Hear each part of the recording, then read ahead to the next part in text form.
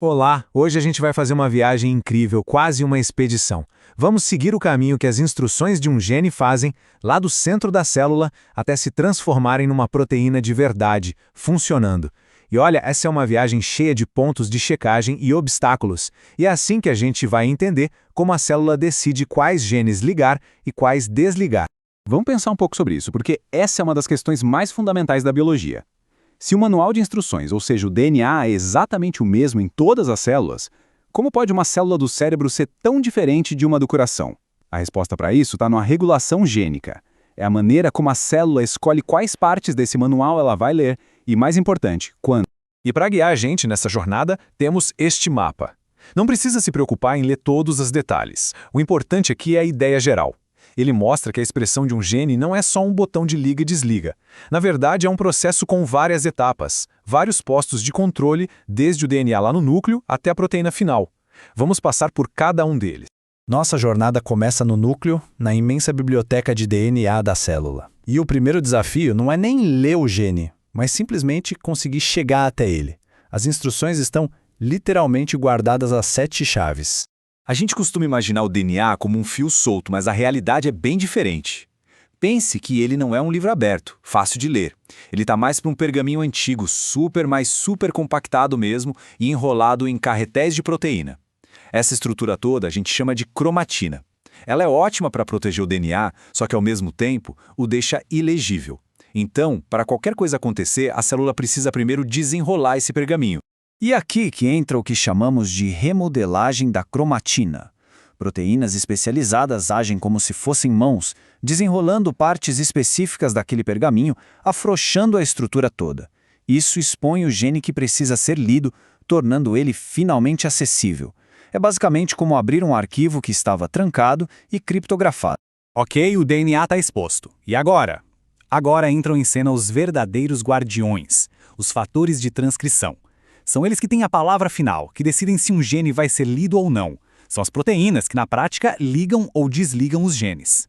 E esses fatores de transcrição são muito engenhosos, porque eles têm duas funções bem distintas. Pense neles como uma ferramenta com duas pontas. Uma ponta é a chave, que a gente chama de domínio de ligação, que reconhece e se encaixa perfeitamente na fechadura do DNA. A outra ponta é o interruptor, o domínio de ativação, que de fato aciona a máquina para começar a copiar o gene. E a célula tem um chaveiro imenso. Existem milhares de fatores de transcrição diferentes, cada um com uma estrutura única, projetado para reconhecer e controlar um conjunto específico de genes. É justamente essa especificidade que garante que uma célula do cérebro só use as chaves para os genes cerebrais, e uma célula do coração só use as chaves para os genes do coração. É o grande segredo da especialização celular. Vamos dar uma olhada rápida em alguns desses designs de chaves. Um dos mais comuns é o chamado dedo de zinco. É uma estrutura de proteína que usa um átomo de zinco para se estabilizar e conseguir se agarrar com firmeza na hélice do DNA. Outro design bem legal é o zíper de leucina. Nesse caso, duas proteínas se juntam, quase como os dentes de um zíper mesmo, para formar uma espécie de pinça que se prende ao DNA. A variedade dessas estruturas só mostra o quão sofisticado é o controle genético. Certo. O guardião deu a permissão e o gene foi copiado. Só que a mensagem inicial, que a gente chama de pré-RMRN, é só um rascunho. Ela precisa passar por uma verdadeira sala de edição antes de poder sair do núcleo. Esse processo de edição tem 3 passos principais. Primeiro, a célula coloca tipo um cap molecular na frente, para proteger a mensagem e ajudar no reconhecimento. Depois, vem o splicing, que é basicamente cortar fora todas as partes que não servem para nada, os introns, e colar de volta só o que interessa, os exons. E por fim, uma longa cauda de letrinhas A é adicionada no final, a cauda poly-A, que ajuda a estabilizar a mensagem. A mensagem está editada, prontinha para sair do núcleo. Mas a jornada ainda não acabou. Existe um último posto de segurança lá no citoplasma. Um controle de qualidade final que pode simplesmente vetar a mensagem a qualquer momento. E esse veto vem de umas moléculas minúsculas, mas que são incrivelmente poderosas, os microRNAs, ou miRNAs. Eles são uma camada de controle final, capazes de silenciar um gene mesmo depois que a mensagem dele já foi toda escrita e editada. O mecanismo é super elegante. O microRNA se junta com umas proteínas, formando um complexo chamado RISC, e funciona como um guia.